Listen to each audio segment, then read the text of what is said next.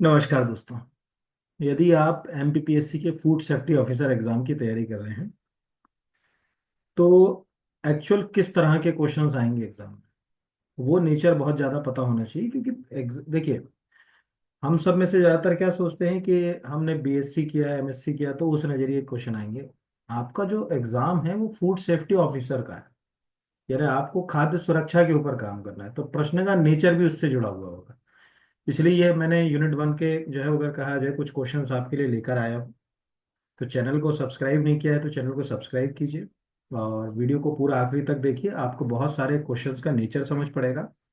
अगर आप चाहते हैं कि फूड सेफ्टी ऑफिसर वाला, कई बच्चे कहते हैं कि क्या आपका कोर्स भी चल रहा है, तो हाँ, एक कोर्स भी रन हो रहा है। आप चाहे तो कोर्स भी ले सकते हैं, नीचे मैं आपको बताऊंगा अभी कोर्स कैसे परचेस करना है बीच में अभी। पर अभी देर किए बिना शुरुआत करते हैं यूनिट 1 के क्वेश्चन से। तो पहला तो साफ है कि फूड सेफ्टी के संबंध में निम्नलिखित में से, क्योंकि देखिए फूड जो है अगर कहा जाए फूड फोर्टिफिकेशन एक टॉपिक है आपको यूनिट 1 में। तो अब क्या प्रश्न आएंगे ना फूड फोर्टिफिकेशन पे, एक ही में मैं सब समझाने की कोशिश करूंगा। फूड फोर्टिफिकेशन के संबंध में निम्नलिखित में से कौन सा कथन असत्य है। पहला, खाद्य पदार्थों में सूक्ष्म पोषक तत्वों की कमी को दूर करने के लिए फूड फोर्टिफिकेशन किया जाता है, बिल्कुल सही है। देखो, दो तरह के हम न्यूट्रिशन यूज करते हैं। एक होता है मैक्रो, जैसे प्रोटीन है, ठीक है, आपका बसा है, कार्बोहाइड्रेट है, ये सब मैक्रो न्यूट्रिएंट है, यानी बहुत ज्यादा मात्रा में इनकी आवश्यकता होती है, तो फोर्टिफाइड करने की जरूरत नहीं। दूसरे हैं micro nutrient. Micro nutrient just like minerals जो भी हम खाते हैं, जैसे कैल्शियम है, फास्फोरस है, पोटेशियम है, क्लोराइड है, कॉपर है, जिंक है, आयरन है, ठीक है, आयोडीन है, ये सब माइक्रो न्यूट्रिएंट है। इन माइक्रो न्यूट्रिएंट में से कुछ माइक्रो न्यूट्रिएंट ऐसे हैं जिनको हम फोर्टिफाइड कर सकते हैं, या फोर्टिफाइड करना उनको जरूरी है, क्योंकि वो कई तरह के रोगों के लिए उत्तरदायी होते हैं। तो वो इसीलिए हमको जो है वो सूक्ष्म पोषक तत्व यहाँ पर शब्द इस्तेमाल करना पड़ेगा। याद रखिएगा, भारत में दो तरह की भूख है इस समय। एक है कि हमको पोषक तत्व मिले ही ना, मतलब आज हमको खाना ही ना मिले, तो ये तो भूख है, इसको हंगर कहेंगे। हमें खाना तो मिला, लेकिन उसमें जो माइक्रो न्यूट्रिएंट है वो नहीं मिले। उसमें हमको आयोडीन नहीं मिला, जो बच्चे के शारीरिक और मानसिक स्वास्थ्य के लिए जरूरी था। उसमें हमें विटामिन नहीं मिले, जो हमारे आँख और अन्य चीजों के लिए जरूरी थे। इसको बोलते हैं हिडन हंगर, छुपी हुई भूख। तो ये आपको याद रखना है। तो पहला तो बेसिक है कि हम, हाँ बिल्कुल, जो है वो माइक्रो न्यूट्रिएंट का ही इस्तेमाल करेंगे, सही। फोर्टिफाइड खाद्य पदार्थों की पहचान के लिए +F लोगों को अधिसूचित किया गया। ये बहुत इंपॉर्टेंट है। सरकार ने जो फूड फोर्टिफिकेशन के ऊपर जो नॉर्म्स बनाए, उसमें ये लोगों का आकार क्या होगा ये भी निर्धारित है। अभी मैं आपको बताऊंगा कि लोगों का साइज और शेप भी निर्धारित है, कि इस साइज और शेप से ज्यादा बड़ा आकार का लोगो नहीं होना चाहिए। दूसरा है खाद्य सुरक्षा मानक खाद्य पदार्थों का फोर्टिफिकेशन विनियम 2018, भारत के राजपत्र में 9 अगस्त 2018 को अधिसूचित किए गए थे, नोटिफाइड किए गए थे ये भी। और चौथा है डबल फोर्टिफाइड नमक में आयोडीन और विटामिन डी का फोर्टिफिकेशन किया जाता है, ये गलत है। अब समझ लीजिए, आपको ये चीज पता होना चाहिए कि जो भी हम फोर्टिफाइड चीजें खा रहे हैं हमारे आसपास, उसमें कौन सी चीज में क्या चीज मिलाई जा रही है। जैसे डबल फोर्टिफाइड नमक है, अभी मैंने इसका ओरिजिनल पोस्टर लिया है टाटा सॉल्ट का। अब डबल फोर्टिफाइड में क्या कर रहे हैं वो, पहले हम जनरली नमक में क्या बात करते हैं कि नमक में आयोडीन चाहिए, क्योंकि कोई महिला गर्भवती है तो निश्चित रूप से बच्चे के शारीरिक और मानसिक स्वास्थ्य के लिए, ठीक है, उसके आईक्यू लेवल कैसा हो उसके लिए, और प्रेगनेंसी के दौरान होने वाले कॉम्प्लिकेशंस को कम करने के लिए हमें आयोडीन की जरूरत पड़ती है। और इतना कम आयोडीन चाहिए है कि आप सोच नहीं सकते। एक गर्भवती महिला को रोज डेली अगर कहा जाए 250 माइक्रोग्राम आयोडीन की जरूरत पड़ती है। अगर पूरे जीवन 100 साल की उम्र में हम आयोडीन ले, एक चम्मच से ज्यादा आयोडीन नहीं होता, इतना आयोडीन में हमारा पूरा जीवन चल जाता है। तो अब हम जो है वो यहाँ पे डाल रहे हैं, लेकिन आयोडीन के साथ उसको क्या दिक्कत है, वो जो महिला है जो गर्भवती है उसको कहीं ना कहीं जो है वो आयरन रिलेटेड चैलेंज भी है, एनीमिया भी है। तो हमने क्या करा, डबल फोर्टिफाइड में क्या करा, देखो आप यहाँ पर लिखा हुआ है आयरन प्लस आयोडीन। अब आपका ये होमवर्क है कि फूड फोर्टिफिकेशन का ये बेसिक मतलब है कि आपके घर में, जैसे आज आपके घर में जो दूध का पैकेट वो फोर्टिफाइड मिल्क है, पर देखो आपके उसमें क्या फोर्टिफाइड किया गया, कैसे उसको फोर्टिफाइड किया गया।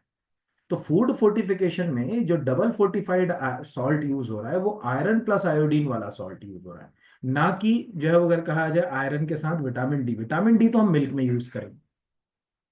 तो इस तरह से ये वाला क्वेश्चन आपको समझ पड़ गया। थोड़ा सा फूड फोर्टिफिकेशन के ऊपर हल्का सा आपको जो है वो पता होना चाहिए, जैसे रफली आपको उसके प्रिंसिपल्स पता होना चाहिए, क्या जोखिम्स होंगे, कौन सी चीजें हम यूज करेंगे किस में फोर्टिफाइड। जैसे अगर हम ऑयल, जो आपके घर में जो ऑयल है, आप कभी भी उसके रैपर को देखो तो आपको पता चलेगा अच्छा इसमें विटामिन ए और विटामिन डी यूज किया गया। चलो ऑयल पे ना देख पाओ, आज ही क्लास खत्म होने के बाद अपने घर के किसी जो है वो दूध के पैकेट को तो देखो, उसमें लिखा रहता विटामिन ए विटामिन डी और एक F+ का निशान बना रहता, तो फोर्टिफाइड हमने करा। ठीक है, आटा है तो उसको अलग फोर्टिफाइड किया। किस चीज को कैसे फोर्टिफाइड करेंगे? आटा अगर जो आप खा रहे हो तो उसमें हमको आयरन मिला सकते हैं, फॉलिक एसिड मिला सकते हैं, विटामिन B12, तीनों दोस्त हैं। आयरन से भी एनीमिया होता है, फॉलिक एसिड से भी एनीमिया होता है, बस फॉलिक एसिड से होने वाले एनीमिया को मेगाब्लास्टो एनीमिया कहा जाता है, जिसमें हमारी जो आरबीसी है वो थोड़ी गड़बड़ हो जाती है, उनके आई साइज बढ़ जाते हैं।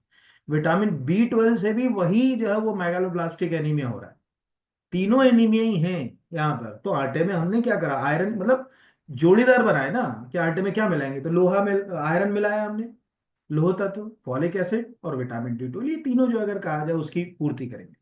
तो एक तो ये हमको बेसिक जो है वो पता होना चाहिए, मतलब इसमें कोई क्वेश्चन जो है वो आपको जो है वो बन सकता है। एक सेकेंड, ये वाला। तो पहला क्वेश्चन ऑलमोस्ट आपको समझ पड़ गया होगा कि फूड फोर्टिफिकेशन की जरूरत क्या है। आज से आप इस लोगो वाले फूड को हमेशा देखोगे, जब भी फोर्टिफाइड फूड हम देखेंगे तो उसमें मैं आपको यहाँ दिखा देता हूँ, ये देखिए, भारत सरकार के द्वारा फूड फोर्टिफिकेशन के लिए, एक सेकेंड, एक मिनट मैं इसका, ये तो वो खुल गया, 1 लीटर के है ना, मैं दिखाता हूँ आपको, इसका पोस्टर दिखाता हूँ गवर्नमेंट ऑफ इंडिया का, कि गवर्नमेंट ऑफ इंडिया ने जो प्रेस रिलीज जारी किया है। एक सेकेंड होल्ड कीजिएगा, इसके लिए मुझे स्क्रीन रोक कर आपको दिखाना पड़ेगा। ठीक, ये देखिए ओरिजिनल प्रेस रिलीज है गवर्नमेंट ऑफ इंडिया का, फूड फोर्टिफिकेशन टू। अभी हमारे लिए ज्यादा काम का नहीं, हम सबसे नीचे जाएं, फूड फोर्टिफिकेशन कितना इंपॉर्टेंट है। सरकार ने ये तक कहा कि जो आप फोर्टिफाइड फूड यूज करोगे, जो सिंबल यूज करेगी कोई कंपनी, अगर ये लोगो लगा रही है उसके ऊपर, उसमें भी उन्होंने कह दिया कि उसके भी पैरामीटर्स होंगे, कि आप कौन से कलर यूज करोगे, क्या साइज का यूज करोगे, कितना, मतलब हर चीज के, कहीं ऐसा तो नहीं कि आप फेक तरीके से काम करो, ये भी समझाने की कोशिश की गई। तो ये भी एक इंपॉर्टेंट बात है ऑलमोस्ट। अब ये क्वेश्चन आधा तो आपके घर में हो गया तैयार, आज से दूध के पैकेट्स, ठीक है, नमक का पैकेट, अगर आप आटा यूज करते हो तो आटा, अगर आप जो है वो जो वेजिटेबल ऑयल यूज करते हो उन पे देखो कि फोर्टिफाइड कर रहा है तो क्या क्या चीजें लिखी, उसी से कुछ क्वेश्चन तैयार हो जाते हैं। दूसरा, फोर्टिफाइड आटा में प्रति किलोग्राम आयरन की मात्रा कितने निर्धारित की गई? ठीक है, 28 mg से 42.5, 14 mg से, यानी जो अगर कहा जाए कि 28 मिलीग्राम से 42.5 मिलीग्राम, इस तरह से आंकड़े। अब देखो दो चीजें हैं, एक है मिलीग्राम, एक है माइक्रोग्राम। हम इस बात को समझें कि जो चीज हमारे शरीर को बहुत कम चाहिए, बहुत कम, उसकी हम क्वांटिटी जो अगर कहा जाए बहुत कम यूज करेंगे तो भी चल जाएगी। जैसे हमको विटामिन बहुत कम चाहिए, ठीक है, तो कहानी चल जाएगी। आयरन हमको उसकी तुलना में थोड़ा ज्यादा चाहिए, तो यहाँ पर उसने कह दिया कि आप आयरन तत्व इतना इतना मिलाओ। अब कैसे, अब आप कहोगे कि ये याद कैसे करें, तो वही चीज जो अभी मैंने आपको बताई, कि अगर आप यहाँ पर देखें, जैसे आप आटा यूज करो, जैसे ये मैंने फाइल बनाई थी अपने जो क्लास में हमें पढ़ाया बच्चों को, उनके लिए मैंने बताया कि आयोडाइड अगर नमक यूज कर रहे हैं तो आपको बता रहा है कि 1 मिलियन में, यानी 10 लाख जो पार्टिकल्स हैं उसके, उनमें 10 लाख भाग में 20 से 30 भाग जो अगर कहा जाए आयोडीन का मिलाएंगे। जैसे आयोडीन में तो इतने से काम चल गया। लेकिन अगर हम यहाँ पर जैसे प्रश्न है कि आप जैसे फोर्टिफाइड आटे की बात करें, तो आटे में वो बोल रहा है कि 28 जो है वो मिलीग्राम से आप जो है वो 42.5 मिलीग्राम यूज करो। किस फॉर्म में यूज करो ये भी सरकार बता रही है। अब कंपनी ने आटा तो बना रही है, आशीर्वाद का आटा हम लोग खा रहे हैं। अब प्रश्न है कि जो है वो, भैया ये हम आयरन कौन सा यूज करेंगे, तो बोल रहे हैं कि आप उसको फेरस सिट्रेट के रूप में यूज कर सकते हो, फेरस लैक्टेट के रूप में यूज कर सकते हो, फेरस सल्फेट के रूप में यूज कर सकते हो। मतलब सरकार तो सब चीजें बोल रही है कि आप किस रूप में यूज करो। यहाँ पर जैसे आपको सबको मालूम होगा कि दूध, जैसे दूध में हम विटामिन D यूज करते हैं, विटामिन ए और डी जो आपके घर में मिलेगा। अब मैं आपको एक अच्छी चीज बताऊं, विटामिन डी भी हम दो तरह का यूज करते हैं, D2 और D3।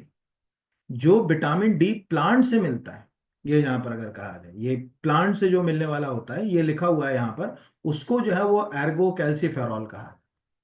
ये ओनली जो अगर कहा जाए आपको प्लांट सोर्स से ही जो है वो अगर कहा जाए मिलेगा, और कहीं से जो अगर कहा जाए नहीं मिलेगा। तो ये एक बात समझ पड़ी कि अच्छा ये वाला जो विटामिन डी जो है वो प्लांट से मिलता है, यानी विटामिन डी को D2 D3 के लिए उन्हें लिखा, मतलब सरकार तो बात अपनी बता रही है कि अगर आप उसमें मिलाओगे तो कौन सा वाला मिलाओ। तो ये आप धीरे धीरे करके याद करना, क्वेश्चन ऐसे ही आएंगे नेचर वाइज, थोड़ा आप बिल्कुल सोचोगे बिल्कुल बच्चों वाले प्रश्न पूछेगा तो नहीं पूछे, थोड़े स्टैंडर्ड और सरल है, कुछ नहीं करना, मैं क्या बता रहा हूँ, आप सिंपल यहाँ पे टाइप करो, जैसे आप रोजमर्रा की जिंदगी में कैसे देखोगे, है ना। तो आपने क्या करा, जैसे यहाँ पर करा फोर्टिफाइड आटा, एक सेकंड यहाँ से ले लेते हैं अपन,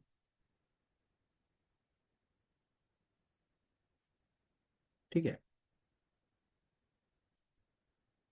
जिससे कि आपको समझ पड़े। ये तो मैं रफली अभी जो है अगर कहा जाए, ये मैंने फोर्टिफिकेशन आटा लिया है ना।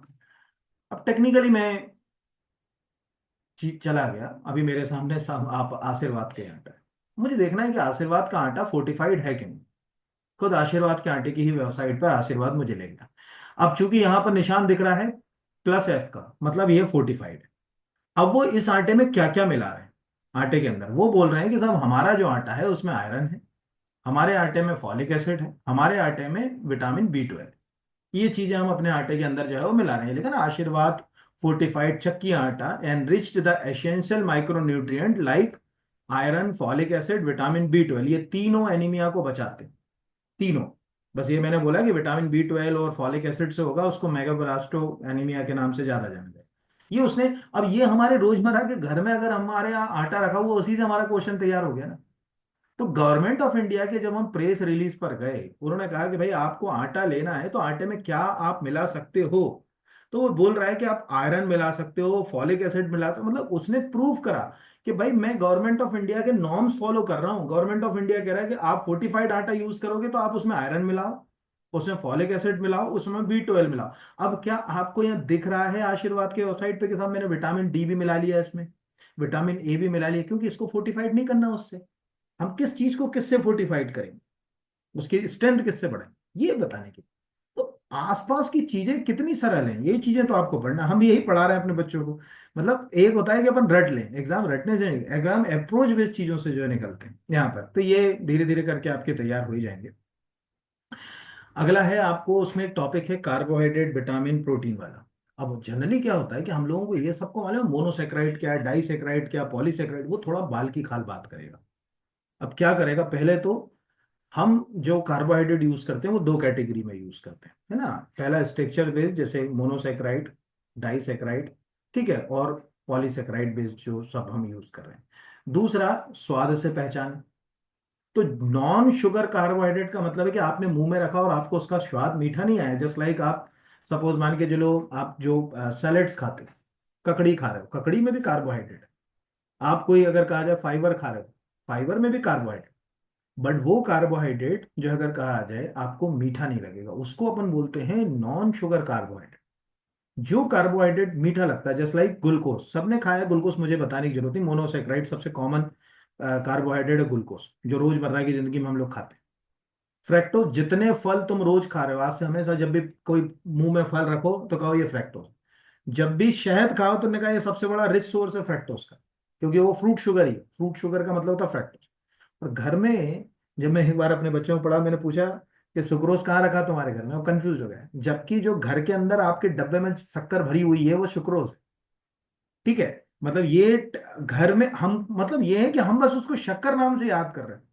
हमने कभी ये नहीं सुना कि अच्छा जो अगर कहा जाए जो घर में हमारे जो शक्कर है उसका ही नाम जो है वो सुक्रोज। तो ये सुक्रोज है जो आप जो है वो रोजमर्रा की जिंदगी में यूज कर रहे हैं। ये सब सुक्रोज है जो है अगर कहा जाए यूज की जाती है, क्या यही वाली शक्कर हम यूज करते हैं ना यहाँ पर अगर कहा। तो डेली लाइफ में यूज किए जाने वाले कई जो है अगर कहा है, लेकिन sucrose also known as table sugar. तो टेबल सॉल्ट यानी सोडियम क्लोराइड, टेबल शुगर यानी सुक्रोज, पर हम क्या है कि हमने शक्कर ही याद कर रखा है, तो हम कभी दिमाग तक गए नहीं वहां तक कि सुक्रोज है। तो अगर हम ग्लूकोज लें, फ्रैक्टोज लें, जो फ्रूट शुगर जिससे मिल रहा है मतलब फलों से, सुक्रोज है तो मीठे ही है। दूसरे अगर कहा जाए हम सेलुलोज, प्लांट से मिलेगा सेलुलोज, आपको मालूम है कि प्लांट का जो सेल वॉल है वो सेलुलोज से ही बना हुआ है। जितने हमारे यहाँ पादप होते हैं उनकी जो कोशिका भित्ति होती है वो तो सेलुलोज है। स्टार्च, माड़ देसी भाषा में कहें, कोई भी चीज खाते हैं उसमें चिपचिपापन आ जाता है ना, स्टार्च जो होता है वो भी जो अगर कहा जाए। तो ग्लाइक आपके शरीर में अभी जो कार्बोहाइड्रेट स्टोर है ना इमरजेंसी के लिए, वो ग्लाइकोजन फॉर्म में, पॉलीसेक्राइड स्ट्रक्चर में। तो ग्लाइकोजन, स्टार्च जो है वो अगर कहा जाए, सेलुलोज, ये जो अगर कहा जाए तीनों नॉन शुगर बेस्ड जो अगर कहा जाए कार्बोहाइड्रेट है। बाकी आप लोग उम्मीद है कि कार्बोहाइड्रेट जब भी पढ़ेंगे, जैसे मैंने जो बच्चों को पढ़ाया वो मैं आपको दिखा देता हूँ। कार्बोहाइड्रेट को मैंने पूरा स्ट्रक्चर बेस्ड पढ़ाया। पहले जो अगर कहा जाए आपको फिजिकल प्रॉपर्टी में कैसे क्रॉस चेक करोगे, तो स्वास्थ्य से ही चेक करोगे, स्वास्थ्य के भाई जो है वो नॉन शुगर और शुगर। फिर उसके बाद जो अगर कहा जाए कि मोनोसेक्राइड, डाइसेक्राइड, पॉलीसेक्राइड, ये उनके पैटर्न, कहाँ क्या जो है रोल प्ले करेगा, कैसे उनको बनाया जाएगा। ऑलिगोसेक्राइड भी हमको पढ़ना पड़ेंगे। ठीक है, ऑलिगोसेक्राइड मतलब जब दो से प्रक्रिया जब 10 तक जाएगी तो वो ऑलिगोसेक्राइड कहलाते हैं। और उसके बाद फिर जो अगर कहा जाए 10 के ऊपर जब चीजें हो जाती हैं तो फिर वो पॉलीसेक्राइड कहलाने लगती हैं। ये सब चीजें एग्जाम में जो है वो आपको जो है वो रोल प्ले करती हैं, इनमें से क्वेश्चंस बनते हैं। फिर अगला है भोजन में कार्बोहाइड्रेट का पता लगाने के लिए कौन सा टेस्ट नहीं किया जाता। अब प्रश्न है कि ये प्रश्न मैंने क्यों ले लिया। तो आप सोचिए, आप फूड सेफ्टी ऑफिसर बन रहे हैं। अब मान के चलिए कोई कंपनी कह रही है साफ शुगर फ्री, है ना, उसने कह दिया शुगर फ्री है, उन्होंने कहा डाइट डाइट शुगर है, शुगर फ्री लिखा हुआ है, या कोई शुगर फ्री नाम से कोई मिठाई बेचा है। अब आपको पता तो होना चाहिए कि ये कहीं भ्रमकता तो नहीं कह रहा कि डाल तो शुगर रहा है लेकिन लिख रहा है शुगर फ्री। शुगर फ्री का मतलब वो सैकरीन यूज कर सकता है, या और भी बहुत सारे जो केमिकल्स होते हैं जो हम शुगर के सब्स्टिट्यूट के रूप में यूज करते हैं, मोस्टली तो सैकरीन यूज करते हैं। तब हम टेस्ट कैसे करेंगे, कोई एक टेस्ट करेंगे उसका, उस टेस्ट पे देखेंगे कि उसके अंदर कार्बोहाइड्रेट है कि नहीं। अब आप कहोगे, एक बड़ी आश्चर्य की चीज बताते हैं। यहाँ पर मैं आपको लेके गया एनसीईआरटी के ऊपर, ये एनसीईआरटी की बुकें हैं, दिख रही होंगी आपको। इसमें 6th क्लास की एनसीईआरटी अगर मैं पढूं, 6th क्लास की, 6वीं क्लास के बच्चे का तो आप सोच सकते हैं ना कितना एनसीईआरटी। इसमें तक बच्चे को ये बताया गया है कि आप कैसे टेस्ट करोगे कि वो चीज के अंदर कार्बोहाइड्रेट है कि नहीं। एक भोजन के घटक 6वीं क्लास की बुक है ये। इसमें यहाँ पर ये यहाँ उन्होंने ये लिख दिया, माड़ के लिए परीक्षण, माड़ मतलब स्टार्च। वो बोल रहा है कि परीक्षण के लिए खाद्य पदार्थ की कच्ची सामग्री की अल्प मात्रा लीजिए और तनु आयोडीन विलयन की 2-3 बूंद डालिए।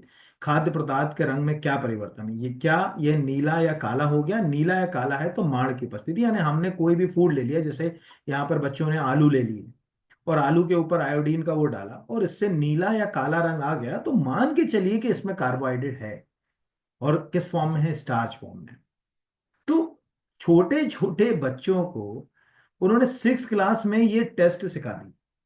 लेकिन क्या है कि अब हम बड़े हो गए तो हमको वो चीजें याद ही नहीं। आज अभी किसी से पूछ लिया जाता, आप सब जो है वो 6वीं पढ़ के तो निकले हैं, कि बताओ जो अगर कहा जाए घर में कोई चीज कार्बोहाइड्रेट है उसके अंदर कैसे जो है वो चेक करोगे, तो यहाँ पर लिखा हुआ है टेस्ट ऑफ स्टार। तो लिखा हुआ है take small quantity of the food item raw ingredient और डैश डैश डैश यहाँ पर। तो अगर ये कलर आ जाए तो हम इससे पहचान सकते हैं। ऐसे ही एनसीईआरटी अलग अलग क्लासेस में, जैसे यहाँ पर आपको ये टेस्ट के लिए दिख रहा है कार्बोहाइड्रेट प्रोटीन बसा, वो तो पढ़ना ही है, क्वेश्चन आएगा ही आएगा। तो जैसे मॉलिस जो टेस्ट है उससे हमको पता चल जाता है, अगर ये इस टेस्ट में डार्क जो अगर कहा जाए बैंगनी सा कलर आ जाए तो लगता है कि हाँ भाई ये कार्बोहाइड्रेट को जो है वो रिप्रेजेंट कर रहा है या दिखा रहा है। तो यहाँ हमारे पास होता है मॉलिस, बेनेडिक्स और टॉलेम। ये तीनों टेस्ट से आप किसी फूड आर्टिकल के अंदर कार्बोहाइड्रेट का पता लगा सकते हैं। ये सब आपको काम में आएंगे आने वाले समय में। जेंथोप्रोटिक जो टेस्ट होता है उससे हम पता लगाते हैं कि एग्जैक्टली जो आर्टिकल है उसके अंदर प्रोटीन है कि नहीं। ठीक है, प्रोटीन कुछ खास एमिनो एसिड्स होते हैं जिनसे हम पता कर लेते हैं कि प्रोटीन है या नहीं। तो कोई जैसे ये, अब ये प्रश्न एक तो यही हो गया। अब इसी प्रश्न को घुमाकर पूछने वाला क्या पूछ ले कि जेंथोप्रोटिक जो है अगर कहा जाए टेस्ट का संबंध किससे है, तो आप कहोगे कि यार ये प्रोटीन से संबंधित है, वह तुक्का भी लगाओगे तो पहुंच जाओगे। लेकिन कई क्वेश्चंस में तुक्का जो है वो आंसर तक नहीं लेके जाएगा, आपको व्याख्या से जो है वो चीजें समझना पड़ेगा। तो ये लिखा हुआ है यहाँ पर पहले ऊपर ही आपको आंसर मिल रहा है कि जेंथोप्रोटिक टेस्ट, ठीक है, qualitative chemical test that detect the presence of protein in a solution. It use जो अगर कहा जाए नाइट्रिक एसिड और बाकी तो हमारे कोई काम का नहीं, हल्का पीला सा रंग आ जाए तो ये मान लिया जाता है कि ये जो है वो इसके अंदर प्रोटीन उपस्थित है। ये दिख रहा होगा यहाँ पर इस तरह का कलर आ जाता। तो अभी हम क्या कर रहे हैं, कार्बोहाइड्रेट पढ़ रहे हैं, प्रोटीन पढ़ रहे हैं, फैट पढ़ रहे हैं, पर टेस्ट तो पढ़ना पड़ेंगे ना। और छोटी छोटी क्लास के बच्चों को जो चीज दी गई, जो अभी जैसे यहाँ पर आपका एक बच्चों वाली क्लास से ही तैयार हो गया, छठवीं की क्लास से आप समझ पाए कि आप प्रोटीन का रोजमर्रा की जिंदगी में कोई आर्टिकल दे दिया जाए तो कैसे पता लगाओगे कि प्रोटीन है या नहीं। तो हम कॉपर सल्फेट अगर उस पर डालें और उसमें कास्टिक सोडा डालें और उसका कलर अगर कहा जाए बैंगनी रंग का हो जाए तो प्रोटीन है। बसा के लिए फैट का पता कैसे लगाएंगे, तो फैट के लिए भी टेस्ट जो है वो, ये सब छठवीं के बच्चों को दिया है यार। हम सोचो, हम और आपको तो करना ही पड़ेगा ना तैयारी में जो है वो। यही प्रश्न तो आजकल एग्जाम वाला पूछ रहा है, और क्या पूछ रहा है जो यहाँ पर आसपास की चीजें जो जुड़ी हुई है वहां पर। अगला है, शहद निम्नलिखित में किस कार्बोहाइड्रेट की मात्रा सबसे अधिक होती है। अब इसको ऐसे समझो, पहले तो जैसे सपोज एग्जाम में भूल गए, हमको मालूम है शहद का मेन सोर्स क्या है। शहद का मेन सोर्स है, अगर कहा जाए, फ्लावर्स यानी फूल उनके। कोई भी मधुमक्खी फूल से पराग लेकर जो है वो शहद तैयार करती है। अब दिमाग लगाओ, वही फूल की अगली स्टेज काय पे जाएगी, फ्रूट पे। कोई भी आपके यहाँ, जैसे ये जो सीजन है अभी आम के मोर आ रहे हैं, यही मोर जो फूल हैं धीरे से आम में कन्वर्ट, फूल ही फल में, और फल ही फिर अंततः जो है वो सीड के रूप में हमको मिलता है। स्टेजेस यही होती है। तो उस फूल के अंदर कहीं ना कहीं जो उसका रस है, जिसको हम पराग भी बोलते हैं, वही तो वो फ्रूट के अंदर जाएगा, फ्रूट उसके अंदर जाएगा। तो फ्रूट की जो शुगर है उसको फ्रैक्टोज कहा जाता है। कोई भी फ्रूट अगर आप रोजमर्रा की जिंदगी में जितने आपने मीठे फ्रूट्स खाए होंगे, वो फ्रैक्टोज शुगर का सबसे अच्छा रिच सोर्स होते हैं, और इससे अच्छी कोई चीज है नहीं आप रोजमर्रा की जिंदगी में खाओ। तो सबसे सरल अगर डाइजेस्ट होने वाली, जैसे कोई पूछे कि भैया हम रोजमर्रा की जिंदगी में जो शुगर खाते हैं, कौन सी शुगर सबसे सरलता से डाइजेस्ट हो जाए, तो यह है फ्रैक्टोज। सीधे मुंह में ही डाइजेस्ट हो जाती है बहुत हद तक। मोनोसेक्राइड का बड़ा हिस्सा हमारा मुंह जो है वो अगर कहा जाए ओरल कैविटी में ही डाइजेस्ट हो जाता है। ये भी आप जब इसका कार्बोहाइड्रेट का डाइजेशन पढ़ेंगे तो आपको ये पता चलेगा कि अच्छा ये यहाँ से अगर कहा जाए, क्योंकि ये टॉपिक भी आपको पढ़ना है, क्योंकि उसने क्या करा सिलेबस में डाइजेशन भी डाला। तो कार्बोहाइड्रेट, मैंने इसमें नीचे कार्बोहाइड्रेट का डाइजेशन भी बच्चों को पढ़ाया कि पाचन होगा। तो टेक्निकली जो अगर कहा जाए कि आपका डाइजेशन शुरू मुंह से ही जो है शुरू हो जाता है। तो अब हमारी कहानी यहाँ तक ये निकल कर है। तो हमें समझो आप फ्रैक्टोस, अब फ्रैक्टोस कैसे, तो मैंने लिख भी दिया है कि फलों से मिलने वाली शक्कर को फ्रैक्टोस कहते हैं। शहद भी फ्रैक्टोस का उदाहरण है, क्योंकि शहद में 80% तक शक्कर होती है। ठीक है, जो है बाकी और चीजें भी होती हैं, जिसमें 40% जो अगर कहा जाए फ्रैक्टोस, 30% ग्लूकोज, 7% माल्टोस, 17-18% पानी, और 2% उसके अंदर मिनरल्स भी। इसको तरीका कैसे है, आज आपके घर में कोई भी शहद का डब्बा, उस डब्बे के ऊपर जो स्टिकर लगा होता है उसको पढ़ो आप, चीजें पढ़ने से ही हो जाती हैं तैयार चीजें। जैसे बच्चे कहते हैं ना, यार हम कैसे याद रखें सर के विटामिन B1 को क्या कहते हैं, विटामिन B2 को क्या कहते हैं, विटामिन B5 को कहते हैं। अरे आपके घर कोई बोनवीटा का ही डब्बा रखा हो, उस डब्बे पे B1 को क्या कहते हैं, B2 को क्या कहते हैं, B5 को सब लिखा रहता है। आप अपने आसपास से चीजों को ढूंढना शुरू कर दोगे तो जीत जाओगे। अपने आसपास की जगह किताब में घूमे रहोगे तो किताब जैसी हो जाएगी हालत। तो ये एक बेसिक सी बात हो गई कि हमारे पास जो शहद है उसमें फ्रैक्टोज भी है, ग्लूकोज भी है, माल्टोज भी है, सबसे ज्यादा फ्रैक्टोज है। और इसके अलावा फिर उसमें वाटर भी अच्छा जो है वो है। ये भी प्रश्न जो है वो आपको पूछा जा सकता है। अभी जो मैं बता रहा हूँ उसका मैं तरीका बताता हूँ, देखो ध्यान से। कुछ चीजें तो खुद ही सीखो। बॉर्नवीटा है ना, सपोज जो घर में कॉमन बच्चे पीते हैं या रखा रहता है। सपोज हमने ये अमेजॉन ही खोल लिया है, और हम ये बॉर्नवीटा के डब्बे के ऊपर चले गए, और इस डब्बे के ऊपर के हम जो अगर कहा जाए कि न्यूट्रिशन चार्ट के ऊपर चले जाएं, जहां भी इसका न्यूट्रिशन चार्ट लगा होगा, ये अब यहाँ अगर आप इस चार्ट को ध्यान से देखें, ये वाले, अब इसको मैं थोड़ा सा जूम कर रहा हूँ, आपको खुद ही समझ पड़ेगा कि किसको क्या कहते हैं। यहाँ पर ये देखिए, पूरा इसके अंदर क्या चीजें हैं सब कुछ लिखा है, देखो ध्यान से। विटामिन B2, देखो B1 थायमिन लिखा, फिर विटामिन बायोटीन, विटामिन H कहते हैं हालांकि, विटामिन B2 को राइबोफ्लेविन, विटामिन B3 को नायसिन, विटामिन B5 को पेंटोथेनिक एसिड, विटामिन B6 को पायरोडॉक्सिन, विटामिन B9 को फॉलिक एसिड, विटामिन B2। आप सोचो कि ये रोजमर्रा की जिंदगी में हमारे, यानी आज कोई पूछे कि ह्यूमन बॉडी को कौन से माइक्रो मिनरल्स की आवश्यकता है, तो आप ये सब बोलोगे। ये सब माइक्रो मिनरल्स हैं कि calcium, magnesium, iron, iodine, vitamin, copper, selenium, zinc, ठीक है, एंड ऑल विटामिन। कहाँ मिला ये? एक डब्बे पे जो घर में 10-20-50 रुपए का आपके रखा रहता है। बस ये है कि इसको देखा ही नहीं कभी, तो एग्जाम के लिए रटे जा रहे हैं गाइडों में से कि विटामिन B1 को फलाना कहते हैं, विटामिन B रोज देख लोगे तो ऐसे ही याद हो जाएंगे। अगला है, वयस्क मनुष्य में का हीमोग्लोबिन 4 उपखंडों से बना होता है, इसमें अल्फा उपखंडों की संख्या कितनी है? अब आपको ये क्यों ले लिया आपने इस यूनिट में? तो पहले तो आपको पता होना चाहिए कि जो हीमोग्लोबिन है वो अपने आप में प्रोटीन है ना। इसमें ग्लोबिन प्रोटीन होता है, हीमो आयरन को रिप्रेजेंट करता है। और यूनिट 1 में आपको प्रोटीन की स्ट्रक्चर है, ठीक है। तो पूरा प्रोटीन जब हम रोजमर्रा की जिंदगी में, प्रोटीन एक ऐसी चीज है हमारे शरीर में जो प्रोटीन के नाम से ज्यादा यूज नहीं होती। आपके हार्मोन पूरे प्रोटीन है, एंजाइम जो शरीर में है वो पूरे प्रोटीन है। कोई पूछे ब्लड सबसे रिच अगर कहा जाए, WBC RBC प्रोटीन है। आपकी बॉडी में जो एंटीबॉडी बन रही है इस समय प्रतिरक्षा प्रणाली की, वो क्या है? वो भी प्रोटीन है। तो आप खुद दिमाग लगाओ, बॉडी में बनने वाली एंटीबॉडी प्रोटीन का एग्जाम्पल है, बॉडी में यूज होने वाले एंजाइम प्रोटीन का एग्जाम्पल है। ठीक है, खुद प्रोटीन जो ले रहे हो वो तो प्रोटीन है ही, एमिनो एसिड जो है वो प्रोटीन का ही रूप है, क्योंकि यहाँ पर अगर कहा जाए ब्लड में RBC जो है वो प्रोटीन का। जितने आपकी बॉडी में हार्मोन इस समय सेक्रेट हो रहे हैं सब अपने आप में प्रोटीन। तो इसीलिए आपको इसमें अंदर जाना पड़ेगा कि हीमोग्लोबिन में जो है अगर कहा जाए अल्फा, यानी इसमें दो होते हैं कि मनुष्य के हीमोग्लोबिन में 4 उपखंड होते हैं, 2 अल्फा और 2 बीटा के होते हैं जो आपस में मिलकर हीमोग्लोबिन बनाते हैं। तो अगर जो है अगर कहा जाए कि ये सब यूनिट, कोई आपसे पूछ ले कि कितनी यूनिट होती है, तो सब यही क्वेश्चन, अभी हीमोग्लोबिन तो सबने रट रखा, लेकिन कितनी सब यूनिट्स होती हैं ये किसी ने नहीं पढ़ा। तो 4 सब यूनिट्स जो आपको दिख रहा है ना, adult haemoglobin made in the 4 सब यूनिट्स, 2 अल्फा एंड 2 बीटा सब यूनिट्स। 4 सब यूनिट्स नॉन जो अगर कहा जाए यहाँ, इस तरह से हमारा जो हीमोग्लोबिन है, ये जो आपको स्क्रीन के ऊपर दिख रहा है यहाँ पर, ये अल्फा और बीटा के दो दो अगर कहा जाए, जितनी भी जगह दिख रही है यहाँ पर आपको दिख रहा है कि दो दो या चेन, 2 यूनिट अल्फा बेटन की, चारों के कलर अलग है, मतलब कि थोड़ा सा अगर कहा जाए स्ट्रक्चर में अंतर होगा किसी भी जगह। जैसे ये कहीं कोई एक जानकारी लिखी हुई है, इसमें लिखा है एडल्ट ह्यूमन जो hemoglobin consists in the 4 subunit, two these are the identical each and other, hence the 2 subunits alpha and 2 subunit beta together the constitute the human hemoglobin। वही बात जो यहाँ लिखी दिख रही है वैसा के वैसा आर्टिकल भी मेरे ही है लगभग, क्योंकि हर जगह यही बात होगी, कहीं कुछ अलग तो हो नहीं जाएगा।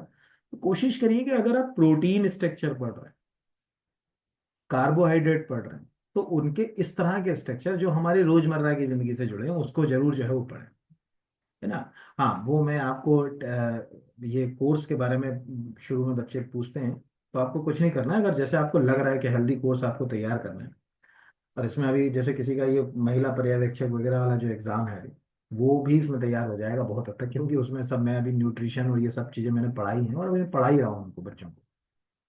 तो BR एकेडमी का ऐप डाउनलोड कर लीजिए गूगल प्ले स्टोर से, ठीक है। और उसको अपना अकाउंट बनाने के बाद आप जब उसको क्लिक करोगे तो नीचे ऐसा एक फीचर सा दिखेगा जो स्क्रीन के ऊपर आपको दिख रहा है, ये होम दिखेगा, बैच दिखेगा, स्टोर, चैट और प्रोफाइल। इसमें ये स्टोर पे क्लिक करना है। जैसे ही स्टोर पे क्लिक करोगे तो कोर्स की एक लिस्ट ओपन होगी। इस लिस्ट में आपको ये फूड सेफ्टी ऑफिसर का, इसकी सबसे अच्छी खासियत है कि पार्ट एक कॉम्प्लीमेंट्री मिल रहा है, ठीक है, गिफ्ट के रूप में। फीस पार्ट भी की ले रहा हूँ, पार्ट है तो अपनी तरफ से आपको गिफ्ट में दिया है मैंने, है ना। तो ये है, ये जो फीस है पार्ट बी कीजिए, क्योंकि पार्ट ए का कोर्स अलग से है, वो अलग ही टाइप का कोर्स है। अब जो है वो अगला क्वेश्चन आता है, निम्नलिखित में से किसे प्रो विटामिन ए कहा? रेटिनॉल, कैरोटिन, कैराटिन और राइबोफ्लाविन। नाम में भी थोड़ा सा कैरोटिन और कैराटिन, ठीक है। ये कैराटिन जो है वो हमारे बालों में, ये कैरोटीन जो है अगर कहा जाए विटामिन, ठीक है। तो प्रो विटामिन ए कहा जाता है कैरोटीन को। आप समझो, इसको समझना जरूरी है। टेक्निकली हम में से ज्यादातर को लगता है कि विटामिन ए हमको जो है वो फ्रूट्स और जो हम मतलब जो नॉन वेज आर्टिकल्स खाते हैं, सब्जियां, दालें, अनाज, उनसे मिलता है। तो नहीं, इनमें से कोई भी टेक्निकली देखा जाए तो विटामिन ए, यानी रेटिनॉल का रिच सोर्स नहीं है। विटामिन ए के रिच सोर्स मोस्टली जो है वो नॉन वेज। इसलिए भारत में स्वतंत्रता के बाद से ही विटामिन ए से संबंधित जितने डेफिशिएंसी हुई उतना कहीं नहीं हुई। इतनी आंखों से संबंधित एक नहीं, ना जाने कितने रोग हैं, अभी मैं आपको बताऊंगा वो भी। फिर आप कहोगे कि सर गाजर, हमने तो पढ़ा कि गाजर खाने से भी हो जाता है ठीक, टमाटर खाने से, कद्दू, पका हुआ कद्दू जो है उससे भी विटामिन ए मिलता है। तो एक्चुअल वो जो है उनमें विटामिन ए नहीं, उनमें क्या होता है, कैराटिन पाया जाता है, जिसको प्रो विटामिन ए कहते हैं। और ये एक प्रकार का पिगमेंट है, यानी वर्णक है। जब ये पिगमेंट हमारे बॉडी में जाता है तो बॉडी इसको विटामिन ए के रूप में सिंथेसाइज कर लेती है, यानी संश्लेषित कर लेती है। इसीलिए ये सोर्स मान लिए जाते हैं विटामिन ए। तो जैसे एक सिंपल सी लॉजिक है कि किसी घर में हरा कद्दू रखा हुआ है तो उसको खाने से आपकी विटामिन ए की पूर्ति नहीं होगी। वही कद्दू अगर पक गया, पंपकिन, तो वो पकने में उसमें एक पिगमेंट आ जाएगा, और वो पिगमेंट जो जब जब बॉडी में जाएगा तो उससे विटामिन ए की जो आवश्यकता है प्लांट वाली, वो क्या हो जाएगी, पूरी हो जाएगी। तो जितने भी रेडिश यानी लाल से कलर के, ऑरेंज से कलर के, येलो कलर के फ्रूट्स होते हैं, उनमें जो अगर कहा जाए एक पिगमेंट होता है जिसको कैरोटीन कहा जाता है। इस पिगमेंट को ही जो अगर कहा जाए कि प्रो विटामिन ए कहा जाता है, और यही pro vitamin A body synthesise करती है। यही रीजन है कि स्वतंत्रता के बाद भारत सरकार ये बात समझ गई कि एक तो हमारी जो डाइट है हिंदुस्तानियों की, वो नॉन वेज बहुत हम नहीं खाते। तो क्या करें, तो दुनिया भर में इसमें काम हुआ। पहला काम तो दुनिया में ये हुआ कि सरकार ने, यानी दुनिया के अंदर, कि गोल्डन राइस की एक जो है वो जेनेटिकली मॉडिफाई किस्म विकसित की गई, जो जिसमें इस तरह का जीन पूल यूज किया गया जो इस पीले से रंग के वर्णक को उसके अंदर लाया गया। आप सोचो ना, गोल्डन राइस का कभी आप ध्यान से देखो, वो वैसे ही दिखेगा जैसा ये पिगमेंट के कारण कलर आ रहा है। इसी से तो विटामिन ए आया उसमें, क्योंकि हमने उसमें जीन पूल डाला किसी जो है वो कैरोटीन नाम के पिगमेंट का। तो गोल्डन राइस यूज किया गया। फिर सरकार ने सोचा कि क्या करें, तो हमारे यहाँ दूध का फोर्टिफिकेशन जो है शुरू हुआ, उसमें विटामिन ए हमने यूज किया। तीसरा जो अगर कहा जाए, हमने एक और कदम जो है वो उठाया कि क्यों ना हम बच्चों को जो वैक्सीनेशन प्रोग्राम है उसमें विटामिन ए का बूस्टर डोज दें।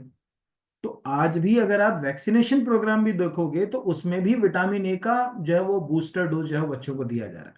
जब आप ये विटामिन पे जाओगे तो इसमें आप जब देखोगे तो बकायदा विटामिन ए के लिए सरकार जो अगर कहा जाए कि अब जो इसमें नीचे कहीं मैंने एक पूरा आर्टिकल इसमें बनाया है कि वो दे रही है सरकार। तो ये जैसे यहाँ पर आप गई है, यहाँ पर मैं दिखा भी देता हूँ आपको, एक सेकंड। कहीं इसमें ये शायद मैंने फोर्टिफिकेशन वाले में जो है वो विटामिन ई का उसके अंदर जो है चार्ट लगाया है, इसमें नीचे लगाया है। तो इस तरह से हमें ये बात समझ पड़ती है कि हमारी विटामिन ए की आवश्यकताएं जो है वो कैसे पूरी हो रही हैं। विटामिन ए की आवश्यकताओं को इसी तरह से हम लोग जो है वो पूरा कर। तो एक तो ये आपको याद रखना है, यानी प्रो जो अगर कहा जाए, अब क्या होता है ना, हम क्या पढ़ के गए, विटामिन ए, रेटिनॉल, नेक्टोलोपिया और जो रोग होते हैं वो हमने पढ़ा, लेकिन हमने प्रो विटामिन ए नहीं पढ़ा। जबकि प्रक्रिया समझ पड़ी कि यार विटामिन ए जो अगर कहा जाए प्लांट से तो ना के बराबर मिल रहा है, हमको तो ज्यादातर जो है वो एनिमल जो है वो फूड्स के ऊपर ही निर्भर करना पड़ेगा। तो इस तरह से हमने इसको करा यहाँ पर। अगला है दूध उत्पाद और अंडे के सफेद भाग में पाए जाने वाला ट्रिप्टोफैन शरीर में किस विटामिन के निर्माण में सहायता करता है, तो नियासिन यानी विटामिन बी थ्री। तो विटामिन बी थ्री अभी मैंने आपको थोड़ी देर पहले वो बॉर्नवीटा के स्टिकर में बताया। तो विटामिन बी थ्री जिसे नियासिन या निकोटिनिक एसिड कहा जाता है, और ये ट्रिप्टोफैन जो है वो एक एमिनो एसिड से निर्मित पदार्थ है, और दूध प्रोडक्ट में अंडे का जो सफेद वाला भाग है उसमें होता है, और ये हमारी बॉडी में इसको सिंथेसाइज कर सकता है या संश्लेषित कर सकता है। तो ये वन लाइन फैक्ट वाला क्वेश्चन है, आपको एग्जाम में जो है वो पूछा जा सकता है। सबके एक एक दो दो क्वेश्चन मैं आपको आइडियल बताने की कोशिश कर रहा हूँ कि एग्जाम में प्रश्न किस नेचर से पूछे जाएंगे और हमको कितने अंदर तक जाके चीजों को करना है। और अभी आप ये क्लास के बाद अभी ये जो वुमेन सुपरवाइजर वगैरह वाले जो पेपर है उसमें क्वेश्चंस मिला भी लोगे तो आपको समझ पड़ेगा कि हाँ कैसे क्वेश्चन आ रहे हैं। मध्य प्रदेश की बेगा जनजाति द्वारा अपने भोजन में किस औषधि कंद का प्रयोग किया था, पहले तो समझिए, एक ट्राइबल फूड करके आपको टॉपिक है। मोस्टली हम बहुत अच्छे से जानते हैं कि ट्राइब्स में ज्यादातर मिलेट्स का उपयोग, यानी मोटे अनाज का, जैसे कोदो, कुटकी, चीना, सावा, ठीक है, रागी, बाजरा, ज्वार, ये सब जो है वो मिलेट्स की डेफिनेशन में आते हैं। इन सब का उपयोग वो लोग कर रहे हैं। पूरी जो है अगर कहा जाए ट्राइबल कम्युनिटीज में ये मेन मिलेट्स यूज करते हैं। इसके अलावा कई स्थानीय चीज, जैसे महुआ है तो महुए को भी वो लोग भोजन में, महुए की रोटी भी बनती है, याद रखिएगा यहाँ पर। वो आम के पेड़ पे या कई जो वृक्षों के ऊपर लाल चींटियां जो होती हैं, उनके बर्रे होते हैं, बर्रे मतलब वहाँ चींटियों के घर होते हैं, उनको तोड़कर उससे चटनी बनाई जाती है। फॉलिक एसिड, उस फॉलिक एसिड बोल रहा हूँ अगर कहा जाए, फार्मिक एसिड जो है उसमें होता है, खट्टापन लिए, वो भी भोजन के रूप में यूज किया जा रहा है। ऐसा तो नहीं है कि वो यूज नहीं किया जा रहा है, ये सब चीजें यूज हो रही हैं। तो यहाँ पर जैसे कुल्थी कोई पूछे क्या है, तो कुल्थी भी फूड है। सिकिया, आप डिंडोरी, मंडला, बालाघाट चले जाओगे, वहां पर एक जंगली बाजरे की किस्म होती है जिसको सिकिया कहा जाता है। उसकी खीर मैंने एक बार, जब इसका एक और पहले भी वीडियो बना चुका हूँ, उसमें मैंने बताया भी था कि सिकिया खीर खाते हैं वहां पे। बेचांदी, बेचांदी अगर आप मंडला बालाघाट के आसपास जाओगे तो एक कंद है। ये एग्जैक्टली थोड़ा जहरीला भी होता है, लेकिन ये औषधि होता है और इसको खाने में उपयोग भी किया जाता है। तो हैं तो चारों ही ट्राइब्स के द्वारा यूज किए जाने वाले फूड। सिकिया भी है, कुल्थी भी, कोई भी इसमें से सर्च कर लो आप, कुल्थी का करें तो कुल्थी भी है, चीना भी है, लेकिन इनमें से कंद के रूप में है, क्योंकि वो राइजोम की बात कर रहा है ना। एग्जाम में क्या पूछ रहा है वो, ये थोड़ी पूछ रहा है कि जो अगर कहा जाए। तो यहाँ पर ये कुल्थी अभी आपको दिख रहा होगा, ये कुल्थी।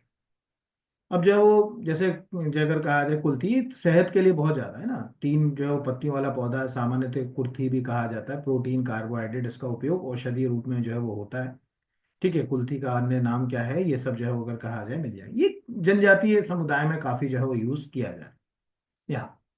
इसी तरह जो अभी मैंने जैसे सिकिया खीर कहा, तो आप जैसे जो है डिंडोरी की वेबसाइट पे जाएंगे, वो खुद ये इसलिए मैं बता रहा हूँ क्योंकि इसके पहले भी मैं एक वीडियो में ये चीज बता चुका कि क्या जो है वो। तो आप जब डिंडोरी डिस्ट्रिक्ट वेबसाइट पर जाएंगे तो प्रमुख व्यंजन पर जाएंगे, तो आपको ये सिखिया मिलेगा। तो ये लिखा हुआ है मध्य प्रदेश के डिंडोरी जिले में बेगा जनजाति के द्वारा कटाई की जाने वाली जंगली बाजरे की किस्म को सिकिया कहते हैं।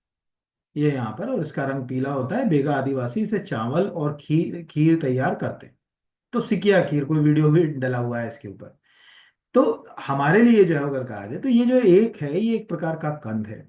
जैसे हम लोग जिमी कंद खाते हैं ना, वैसे ही एक कंद है जिसको यूज किया जाता है जनजातीय समुदायों के। जैसे दक्षिण जो अगर कहा जाए भारत में आप चले जाओगे, तो वहाँ जो है वो सावा नाम का कंद जो है वो लोग यूज करते हैं। ठीक है, सावा हालांकि जो है वो एक मिलेट्स, बाजरा का भी एक मतलब मोटे अनाज में भी यूज होता है। वैसा उससे मिलता जुलता एक कंद भी होता है वहाँ पे, हमारे यहाँ नहीं होता। तो ये आपको दिख रहा है कि बेचांदी क्या है, बेचांदी जाने इसे बनाने की विधि, ये सब दिख रहा है। जैसे चिप्स बने हुए, ये अभी सरकार प्रमोट भी कर रही है। तो अब हमारे सामने ये जो है जहरीले कंद को परंपरागत तरीके से बना देते हैं पौष्टिक। अगर मैं इस पत्रिका के ही न्यूज़पेपर को देखूं, ये पत्रिका न्यूज़ को ही खोलूं, तो इसमें वहीं की कहानी होगी जो हमारे आसपास की। या जो तो अब स्टोरी कहाँ से पब्लिश हुई, अभी मैंने तो कोई इससे सर्च नहीं किया। स्टोरी में लिखा है मंडला, लेकिन आदिवासी बहुल होने के कारण बेहद पिछड़े माने जाने वाले दूर अंदार के गांव में आदिवासी ग्रामीण जहरीले कंद को न सिर्फ खाने योग्य बना देते हैं बल्कि भरपूर पोषण भी ले रहे हैं। इस प्रक्रिया में किसी भी मशीन का उपयोग नहीं किया जा रहा है। तो ये लिखा हुआ है बेचांदी एक विलुप्त हो रही कंद की प्रजाति है, फिलहाल जिले की मवई अंचल में अमरकंटक के बीच के बेल्ट में जो है वो पाया जाए। अब मुझे ये बताने की जरूरत नहीं है कि जो क्या बोलते हैं कि मंडला और बालाघाट के आसपास कौन सी जो जनजाति बहुल क्षेत्र में कौन सी जनजाति है। हमको ये बात समझ पड़ी कि हाँ भाई, ये है। तो प्रश्न अब हम क्या, एक तो हम याद कर लेंगे, मिलेट ही याद करके चले गए कि हाँ भैया ज्वार बाजरा रागी ये सब याद करेंगे, वेरी गुड, कोई दिक्कत नहीं। पर उसका एक नजरिया वो भी देखना है कि जो न्यूज में अभी चल रहा है। जैसे सरकार महुए को बहुत प्रमोट कर रही है सर, तो महुआ क्या है, महुए की रोटी, महुए का अचार। अभी ये भोपाल में महुए का अचार के बारे में बात हुई। ये जो चीना है, ये बहुत छोटा दाना होता है चीने का, सावा चीना। सावा मैंने बोला ना, यहाँ पर अपने यहाँ एक मिलेट की भी किस्म है मेन। ये सावा चीना जो अगर कहा जाए, ये चीना, ये दिख रहा होगा। ठीक है, ये ऐसा होता है चीना एक प्रकार का। ये मत देखने लगना, चीना जो है वो, इसको जनजातीय क्षेत्रों में इतना उपयोग किया जाता है आप सोच नहीं सकते। मतलब अमृत है जो अगर कहा जाए। तो ये हमारे सामने साफ निकल कर आई बात कि अच्छा ये भी हम लोग यूज कर रहे हैं। फिर अगला इसी में एक टॉपिक है, आपको एंजाइम की अभिक्रिया के संबंध में कौन सा कथन सही सम्मिलित है। मतलब टेक्निकली एंजाइम की अभिक्रिया का मतलब देखो क्या है। एंजाइम क्या है, एक एक्टिवेटर की तरह काम करते हैं, ये कैटलिस्ट होते हैं, उत्प्रेरक। हमारी किसी भी अभिक्रिया को तेज करने में लाखों गुना तक बढ़ा देते हैं एंजाइम। अभी एंजाइम टॉपिक तो नहीं पढ़ा रहा, लेकिन सिलेबस में आपके यूनिट 1 में एंजाइम है। अब आपको ये पता होना चाहिए कि कौन सा एंजाइम किस में काम कर रहा है। जैसे लिखा हुआ है इन्वर्टेज, अब इन्वर्टेज का काम क्या है, ये सुक्रोज को तोड़ देगा ग्लूकोज और फ्रक्टोज में। यानी हमें ये बात समझ पड़ी कि कॉम्प्लिकेटेड कार्बोहाइड्रेट जो है, सुक्रोज अपने आप में एक प्रकार का कॉम्प्लिकेटेड कार्बोहाइड्रेट स्ट्रक्चर है, उसको ये कन्वर्ट कर रहा है ग्लूकोज और फ्रक्टोज में, यानी मोनोसैकेराइड फॉर्म में। हमारा शरीर तुरंत डाइजेस्ट करेगा, इस एंजाइम का बड़ा रोल। ठीक है, जाइमेज जो अगर कहा जाए ग्लूकोज को तोड़ देगा, किसमें, एथाइल अल्कोहल में। यही, जैसे मान के चलिए कि ये एंजाइम अगर हम किसी लिकर इंडस्ट्री में यूज करें, तो फर्मेंटेशन से शराब भी बना सकते हैं, क्योंकि वो एथाइल अल्कोहल और कार्बन डाइऑक्साइड, क्योंकि जब शराब बनती है, जैसे महुए को ही ले लें हम, अभी इस समय ताड़ी की भी शराब जो है वो बनती है। तो ताड़ी क्या है, जैसे अभी आप झाबुआ अलीराजपुर में चले जाओगे तो ये जो भगोरिया चलता है इस समय ताड़ी बहुत पी जाती है। तो ताड़ के वृक्षों के ऊपर क्या करते हैं, वो बड़े बड़े टोकरे से ऐसे लटका देते हैं। उसमें से क्या होता है, ताड़ के पेड़ में से वो ताड़ी रिसती है। अब वो दोपहर के 2 3 4 बजे तक क्या होता है कि वो उसमें फर्मेंटेशन शुरू हो जाता है, यानी किण्वन, और वो एथिल अल्कोहल बनना शुरू हो जाता है। फर्मेंटेशन पे धीरे धीरे उसके अंदर फर्मेंटेशन कर रहे हैं बैक्टीरिया। तो फर्मेंटेशन के कारण उसमें कार्बन डाइऑक्साइड निकलती है, तो उसमें ऊपर झाग जैसा आता है। कोई भी फर्मेंटेड चीज देखोगे ना, वो ऊपर जो झाग जैसा आ रहा है वो कार्बन डाइऑक्साइड के बबल्स। तो यहां पर समझ पड़ा कि वहां भी हो रहा है। अच्छा, वो प्राकृतिक हो रही है, यहाँ हमारा शरीर कर रहा है तो जाइमेज में। तो डायस्टेज स्टार्च को माल्टोज में, यानी कॉम्प्लिकेटेड चीज को हम सरल चीजों में तोड़ रहे हैं। अब आप कहोगे ये यूरिएज, तो यूरिएज जो अगर कहा है, ये जो है इसमें ये यूरिए प्रोटीन और एमिनो एसिड्स के रूप में जो है वो काम नहीं करता। यूरिएज के लिए अभी मैं इसका एक चार्ट दिखाता हूँ आपको, उससे आपको समझ पड़ेगा, एक सेकंड में। अब जैसे ये एंजाइम है आपका सिलेबस में है ना, तो क्या करेंगे वो तो नहीं, यहाँ पर ये मैंने चार्ट बनाया, इसी को मैंने आपके क्वेश्चन के लिए डिजाइन किया, आएगा भी ऐसे ही क्वेश्चन।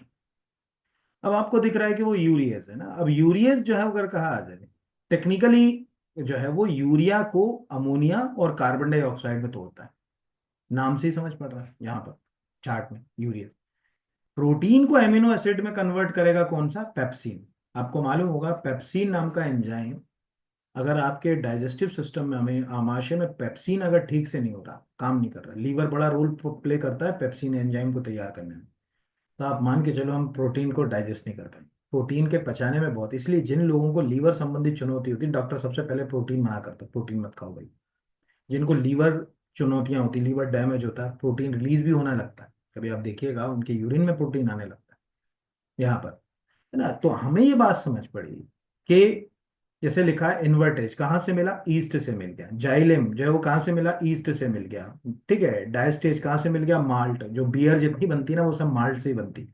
माल्टोस यानी बार्ले वगैरह, उसी से माल्ट तैयार होता है यहाँ। माल्टोस जो अगर कहा जाए ईस्ट से मिल गया, ये सब सोर्स हैं। यानी अगर आप ऐसे समझ लो, बहुत बुनियादी बात आपको समझो, कि जो मैंने अभी थोड़ी देर पहले कहा कि भाई वो व्यक्ति ताड़ के, अभी भगोरिया चलेगा ना, अभी ताड़ी का चल रहा है सीजन, ताड़ के पेड़ से ताड़ी उसने निकाली ताजी बिल्कुल। अब उसको एथाइल अल्कोहल के रूप में, यानी शराब, नशा तो चाहिए। तब क्या करें, अगर उसने थोड़ा सा ईस्ट डाल दिया जाए, तो वो जो ग्लूकोज है उसके अंदर का, वो एथाइल अल्कोहल कार्बन, यानी फर्मेंटेशन की प्रक्रिया क्या हो जाएगी, फास्ट हो जाएगी। खुद देखो, आप में से कोई अगर बेकरी से जुड़ा हो तो वो तो आंसर भी कर देगा यहाँ पर कि हाँ सर, अगर हमको बेकरी प्रोडक्ट बनाना होता तो ईस्ट का हम बहुत यूज करते हैं, क्योंकि फर्मेंटेशन की जरूरत, सब ब्रेड तक में फर्मेंटेशन की जरूरत पड़ती है। ये भी सिलेबस में है आपके, फर्मेंटेशन, जो अभी कभी होगा तो मैं उसका भी एक आध टॉपिक का वीडियो बनाऊंगा तो बताऊँ। फिर अगला है दैनिक जीवन में उपयोग किए जाने वाले किस भोज्य पदार्थ को अम्ल और क्षार का पता लगाने के लिए। अब पहले तो समझ लीजिए ये क्या है, आपको वहां पर ये एक टॉपिक है, अम्ल क्षार संतुलन। देखो हमारा जो शरीर भगवान ने बना के भेजा ना, ये क्षारीय प्रकृति का। कोई पूछे कि ह्यूमन बॉडी कैसी है, तो क्षारीय। हमारा आइडियल पीएच जो है वो 7.4 के आसपास रहता है शरीर का। जैसे आपका जो ब्लड है उसका पीएच भी लगभग 7.35 से 7.45 के बीच। तो अब हमको ये पता होना चाहिए कि रोजमर्रा की जिंदगी में हम जो चीज खा यूज कर रहे हैं, उनकी प्रकृति क्या है, क्या वो अम्लीय है, क्या वो क्षारीय है, कैसे उनको नेचुरल इंडिकेटर के रूप में यूज किया जाता है।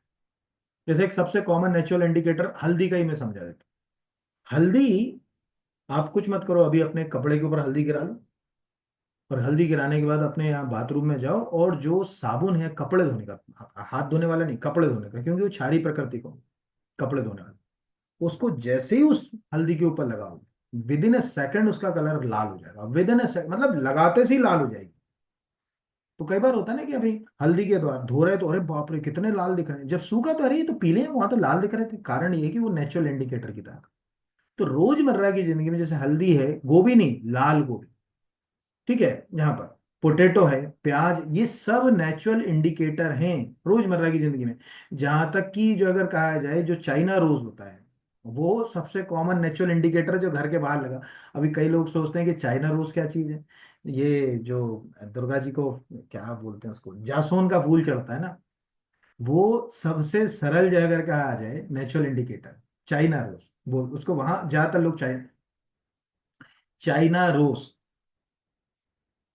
लोग सोचते हैं कि चीनी गुलाब है तो कहीं गुलाब की किस्म तो नहीं है, एग्जैक्टली ये नहीं, ये वाला, ये जो दिख रहा है ना जिसको जासून कहा जाता है, ये जासून को ही जो अगर कहा जाए चाइना रोज के नाम से जो है वो जाना जाता है। और जो अगर कहा जाए कि ये एक प्रकार का नेचुरल इंडिकेटर है, यानी प्राकृतिक, तो रोजमर्रा की जिंदगी में कोई पूछे कि यार नेचुरल इंडिकेटर है क्या चाइना, यस ये। तो पहली चीज तो देखो कि रोजमर्रा की चीजें जो हम खा रहे हैं उनको खाने से वो कितना रिएक्ट करती हैं चीजों को, उसमें जो अगर कहा जाए ये लिखा यस, चाइना रोज, ठीक है, is a natural indicator, is can use to determine the substance in the acetic or base. अब आप कल को फूड सेफ्टी ऑफिसर बन गए, आप इस कहीं लगा हो इसी को तोड़कर इससे भी चेक कर सकते हो कि अम्लीय और क्षारीय प्रकृति का है, मतलब पता लगाने के तो बहुत सारे तरीके हैं। तो रोजमर्रा की जिंदगी में नेचुरल इंडिकेटर लिस्ट अगर हम बात करें तो इतने मिल जाएंगे कि आप सोच नहीं सकते, बस ये है कि आप याद कैसे करें। तो ये अगर कहा जाए जैसे लिटमस है, तो कहोगे साहब लिटमस भी नेचुरल इंडिकेटर होता है। हाँ, आप में से जिनको जिनने केमिस्ट्री पढ़ा होगा उनको पता होगा, जिन नहीं पढ़ा उनको मैं बता देता हूँ। जो लाइकेन होते हैं, जो एडॉप्टेशन यानी कवक और शैवाल के जो सिम्बायोटिक रिलेशन पे रहते हैं लाइकेन, उन्हीं लाइकेन से तैयार होता है लिटमस। याद से याद रखिए, को पूछेगा लिटमस क्या काय से बनता है लिटमस पेपर, तो लाइकीन से तैयार करते हैं उसको। तो यहां पर आप देखिए ना टर्मरिक भी आ रहा है, ठीक है, रेड कार्बेज जो मैंने कहा अभी, गोभी लाल वाली जो जिसको अपन बंद गोभी भी बोलते हो आप लोग, जो लाल सी तो नहीं रहती, डार्क बैगनी से कलर की जो है वो रहती है वो, चाइना रोज। और बहुत सारे आपको जो अगर कहा जाए अंगूर का रस है, ठीक है, जो अगर कहा जाए करी पाउडर है, टर्मरिक, बहुत सारे जो अगर कहा जाए ओनियन है, यहाँ पर अगर कहा जाए टमाटो है, ये सब प्राकृतिक इंडिकेटर है, आलू नहीं होता।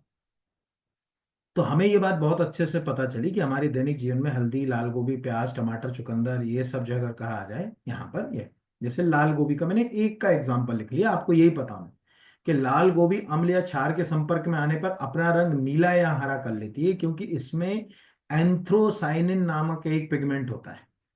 लाल गोभी के अंदर कौन सा पिगमेंट होता है? एंथ्रोसाइनिन। अब आप फूड सेफ्टी ऑफिसर हो और कहीं आप गए छापा मारने, हमने कहा यार ये तो जो है वो इसमें जो है वो सब ये एसिड इस्तेमाल करते हैं, यानी ये अम्लीय प्रकृति, वो कह रहा साहब अम्लीय नहीं है, ये तो क्षारीय प्रकृति का। ये ऐसे समझ लो कि हमने कहा साहब हम तो डिस्टिल वाटर बेच रहे हैं, तो आप कैसे चेक करोगे? डिस्टिल वाटर का पीएच 7 होगा, ना वो अम्ल है ना क्षार।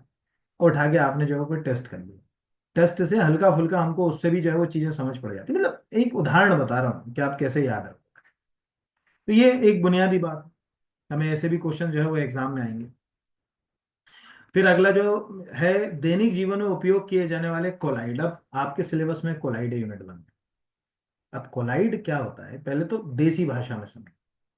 मान के चलिए कोई एक ऐसा पदार्थ है जिसमें से हल्की सी रोशनी उस तरफ नहीं, पूरा ना जाए, ट्रांसपेरेंट ना जाए, जैसे पानी कोलाइड नहीं हो सकता, हल्की सी, जैसे दूध है कोलाइड, जैसे ऐसे समझ लो घर में कोई कांच लगा हुआ है ट्रांसपेरेंट, उसके ऊपर आप हल्का सा जो है वो आपके घर में जो इमल्शन होता है, देखे ना ट्रैक्टर इमल्शन, ज्यादातर घरों में ट्रैक्टर इमल्शन पोता होता है, वो लगा दी, उधर से हल्की हल्की रोशनी आएगी।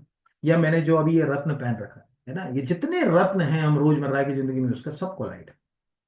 तो सुबह उठकर आप केक के ऊपर लगी जेली को देख रहे हो, उससे भी रोशनी हल्की सी उधर चली जाएगी, देसी भाषा में समझा रहा हूँ, मतलब कि आप कैसे पता चलोगे कि कोलाइड, वो भी कोलाइड। दूध अपने आप में कोलाइड। आपने कभी देखा होगा कि अगर हम पानी के अंदर से रोशनी निकालते हैं, ध्यान समझिएगा, सबने स्कूल में पढ़ा होगा, पानी के अंदर से रोशनी निकालते हैं तो पूरी निकलती है। एक इफेक्ट होता है जिसको हम लोग बचपन से पढ़ते आ रहे हैं, टिंडल इफेक्ट, उसके लिए पानी को दूधिया करना पड़ता है। टिंडल इफेक्ट में क्या होता है, रोशनी स्क्रैट हो जाती है, वहीं फैल जाती है, यहीं से कोलाइड का जन्म होता है। तो हम रोजमर्रा की जिंदगी में जो कोलाइड यूज करते हैं उनकी कई कैटेगरीज होती है, और हम इन्हीं नामों से इनको जानते हैं, लेकिन हम पढ़ते नहीं है। जैसे दूध है, दूध अपने आप में इमल्शन कहलाता है। अब किसी से आज क्लास में पूछ लिया जाता है अच्छा दूध इमल्शन है, अरे कैसी बात कर रहे हो, दूध इमल्शन होगा? लेकिन जब आपने कभी ट्रैक्टर डिस्टेंपर लगाया होगा ना, तो आपको पता चला होगा कि उसको अगर हाथ से देखोगे तो वो इमल्शन है, उसमें पानी मिला सकते हो, पेंट में पानी नहीं मिला सकते। जैसे दूध में आप पानी मिला सकते हो, आपके घर कोई किसी व्यक्ति ने जब डिस्टेंपर पोता होगा, जो कि जनरली ये होता है ट्रैक्टर इमल्शन, एशियन पेंट का तो बहुत जगह कहा जाए, एशियन पेंट, ट्रैक्टर इमल्शन, ये मैंने एक सिंपल बताया कि रोजमर्रा की जिंदगी में इमल्शन हम यूज कर रहे हैं पर हमें पता ही नहीं, ये सब इमल्शन, ये दिख रहे होंगे ये सब। किसी को भी खोलोगे उसके ऊपर इमल्शन बड़े अक्षर में जो है वो ये लिखा हुआ है, इमल्शन। इसमें कभी देखा होगा, पुताई घर में हुई होगी, पानी मिलाया होगा। तो ये जो है दूध एक इमल्शन का पैटर्न है।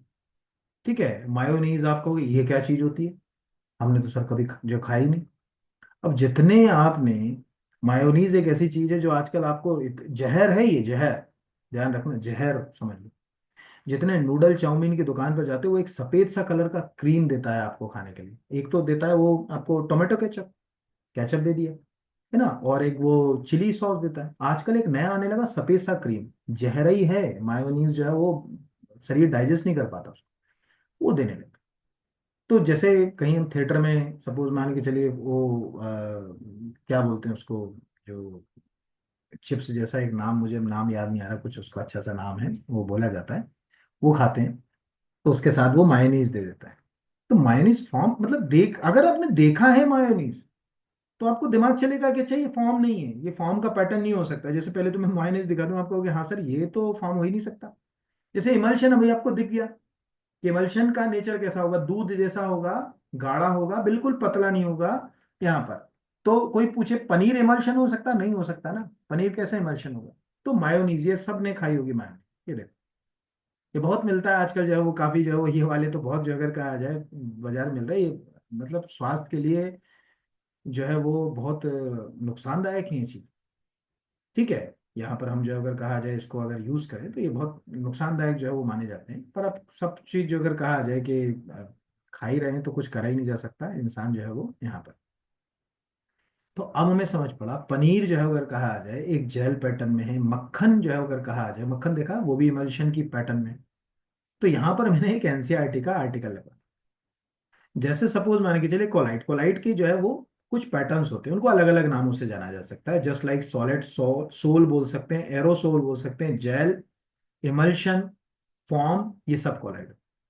तो टेक्निकली अगर मान के चलिए मैं कोई क्रीम खा रहा हूं फैटी हुई, तो वो अपने आप में एक फोम का पैटर्न, जिसमें गैस और द्रव्य बहुत ज्यादा है। तो जस्ट लाइक आप थोड़ा सा इमेज करो, वो आइसक्रीम खाते हो फॉर्म वाली, देखा होगा ना वो आजकल जो मैकडोनल्ड उसमें मिलती है, उसमें क्या कराया जाता है, द्रव को बहुत हाई प्रेशर उसमें गैस रिलीज की जाती है, तो वो मुंह में रखते ही फॉर्म फॉर्म टाइप फील होती है उसमें। तो मैं समझ पड़ा कि चाहिए फॉर्म पैटर्न का। ठीक है, यहाँ पर अगर कहा जाए एरोसोल, जो रोज सुबह उठकर वो लगाते हो ना स्प्रे, लिक्विड में गैस है ना, वो एरोसोल है।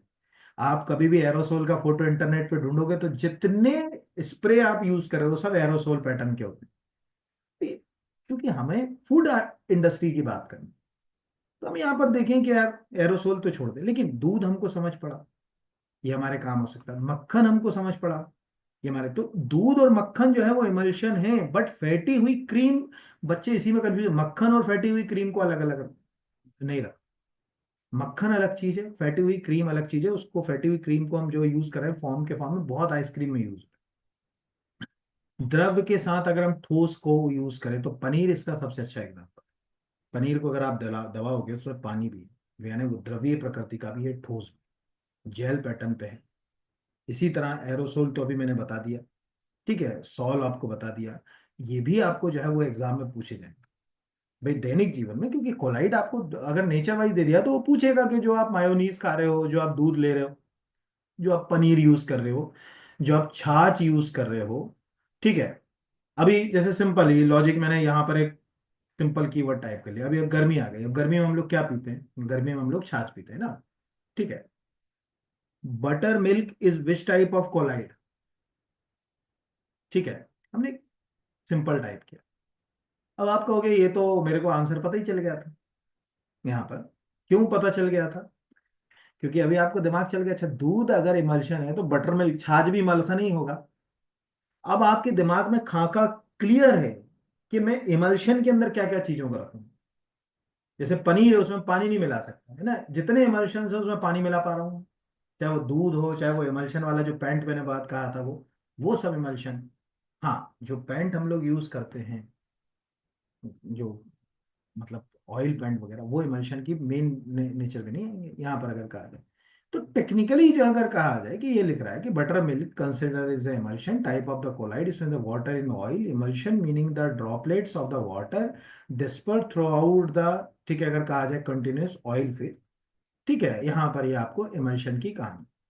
ऐसे कोई भी जो अगर कहा जाए इमल्शन यहाँ पर, जैसे अगर कहा जाए यहाँ पर हम सिंपल करें, tomato ketchup is which type emulsion, ये हमने टमाटो केचप को ले लिया कि अब यहाँ पे जो अगर कहा जाए यहाँ, तो अब ये केचप की पूरी स्टोरी आ गई है यहाँ पर, है ना।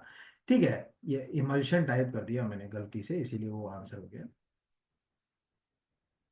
Tomato ketchup is which type colloid, इसलिए तो आंसर नहीं दे रहा था वो। भाई, आप भी सर्च कर सकते हैं, ऐसा नहीं कि नहीं कर सकते। यहाँ पर अगर कहा है तो ये आपको देगा tomato ketchup is the consider is the suspension जो है वो colloid, then mean the consider the solid particles like जो tomato pulp species disperse through the liquid. यहाँ पर अगर कहा जाए तो टोमेटो केचप बनाने में क्या यूज किया, पानी, ठीक है, मम्मी ने बनाया तो काय से बनाया, टमाटर और पानी से, और खराब हो गया 4-6 दिन में, खराब हो गया। क्यों नहीं हुआ खराब, क्योंकि मम्मी ने क्या नहीं डाला, वो दुकान वाला सड़ा गला अचार खाते हो ना, खूब विनेगर, ठीक है, एसिटिक एसिड, सिरका बोलते हैं इसको। आजकल तो नूडल चाउमीन वाले भी दे धमाधम वो सफेद जैसा पानी जैसा स्प्रे मारते हैं ना, वो सब जो अगर कहा जाए विनेगर। विनेगर फूड प्रिजर्वेशन में इतना यूज होता है कि अगर आप, मैं आपको सिंपल बता रहा हूँ, आप अभी 4 जो है वो प्याज के टुकड़े विनेगर में डाल के रख दो, 6 महीने के बाद निकालोगे तब भी खराब नहीं होती। विनेगर सबसे अच्छे फूड प्रिजर्वेशन में यूज होता है।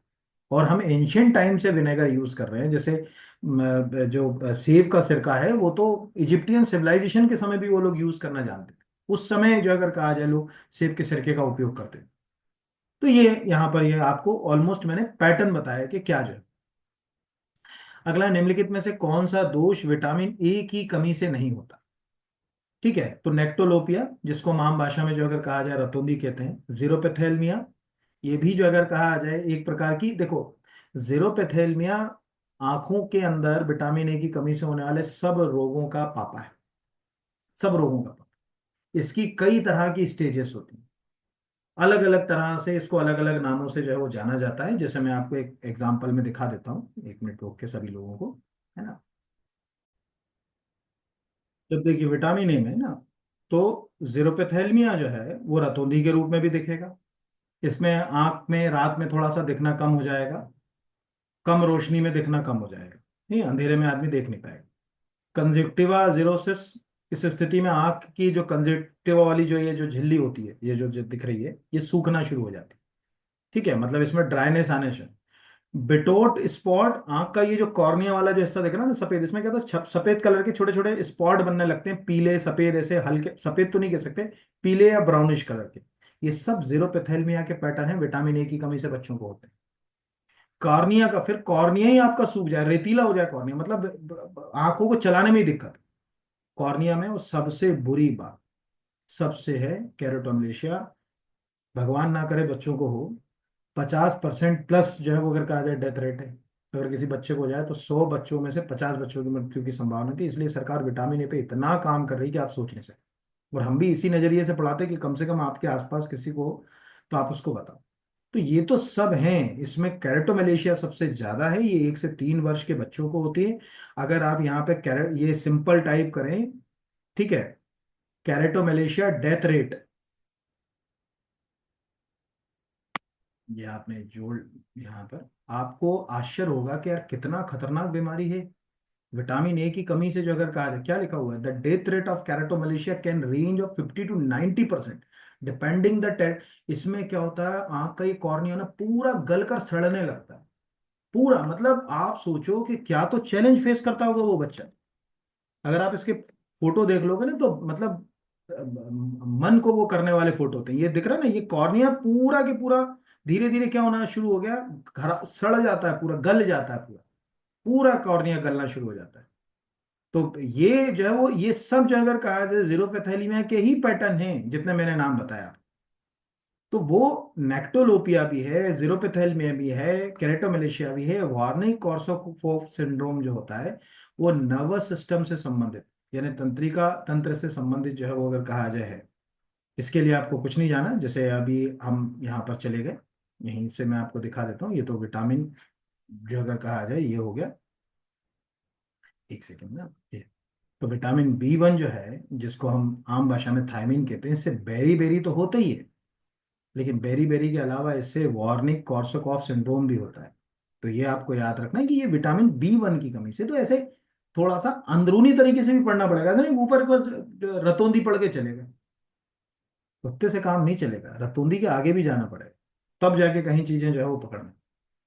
और आखिरी बच्चों वाला कुछ, खाद्य संरक्षण के इतिहास में हमने सर्वप्रथम किसका संरक्षण में यूज किया? Sun drying. अब होता क्या है, प्रॉब्लम कहाँ आती है? सबसे ज्यादा अगर कहा जाए प्रॉब्लम आती है कि जैसे लिखा हुआ सन डाइंग, अब मान के चलो पेपर इंग्लिश में ही होता है, हिंदी में भी वो पता चले जाओ सन डाइंग लिख देगा तो क्या करेंगे? सन डाइंग का मतलब होता है धूप में सुखाना। इससे अच्छा अगर कहा जाए कोई फूड, जो अगर कहा जाए प्रिजर्वेशन, आपने देखा होगा पहले के समय में मम्मी क्या करती थी, सब्जियां बच जाती थी धूप में सुखा लेती थी। अभी गर्मी के समय आम आएंगे तो कैरियों को काट कर उनके फूल जो है सुखा लेंगे।